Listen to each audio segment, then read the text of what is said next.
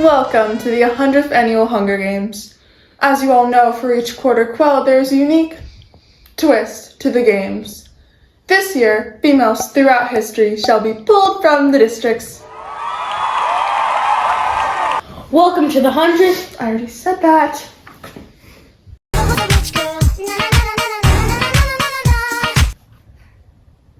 We have some quite interesting matchups that I personally am looking forward to. Speaking of matchups, we have District 1 of Europe's Working Woman and Victorian Queen. They're looking like pretty high contenders these games with their fiery combo. The Working Woman is seen dressed in a white blouse, ankle-length cloth skirt, cloth apron, and a white bandana tying the look together. Damn, she really let herself go. Let herself go to work! As the Industrial Revolution was born in Britain, there was a rise in factories and mass production with the new machinery.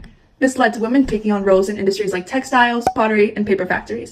Further, the trend of working women was continuous throughout the modern and into the contemporary, with working women in place of men during the World Wars and labor movements fighting for equal pay and safer conditions.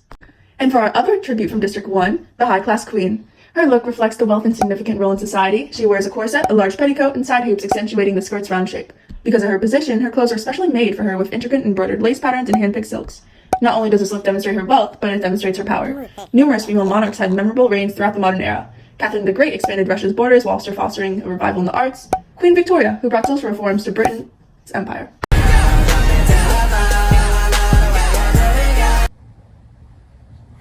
Is that Mulan? No, but like Mulan, this tribute is a fan-favorite warrior princess from District 2 of China's late post-classical era. Unlike most women from this era, she was highly independent and even dictated her status with marriage. Many suitors swooned over her, but she claimed she'd only marry one that would beat her in a wrestling match. She also accompanied her father on numerous military campaigns. Safe to say, she's still on a hunt for a partner in the games and in real life. That is crazy. Her design consists of an animal skin robe that breaks into a loose fringe for agility, a silk garnet that wraps around her bodice, and a traditional beaded headpiece. Why are her shoes so tiny? You can thank Song Dynasty China. While our first tribute from District 2 had a great deal of autonomy, this hierarchical woman falls on the opposite end of the spectrum of women's rights. Song Dynasty China grew alongside a resurgence in Confucianism, henceforth Confucian beliefs. Confucianism heavily relies on a role-based society with the 5 bonds, one being the husband to his wife.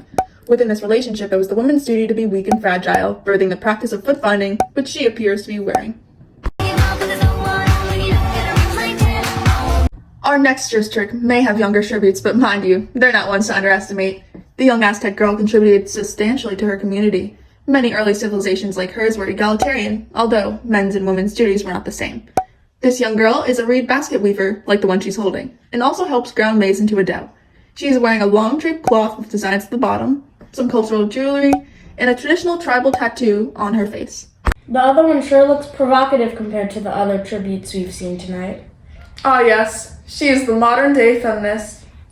In today's day and age, feminism is at an all-time high and very prevalent in movements like pro-choice. Even though it's modern day, politicians are turning back history with bans on birth control and limiting rights to our own bodies.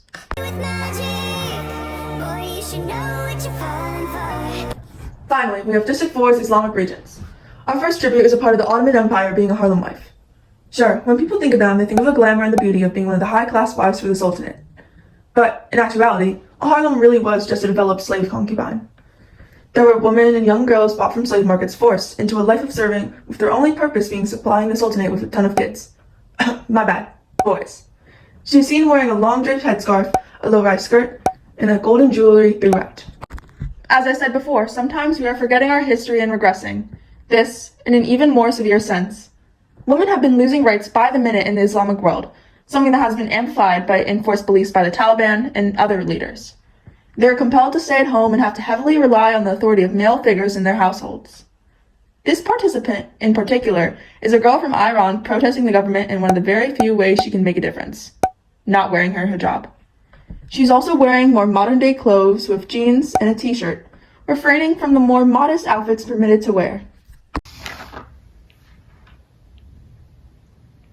Thank you for watching, and remember, our program is all made possible thanks to total dictatorship.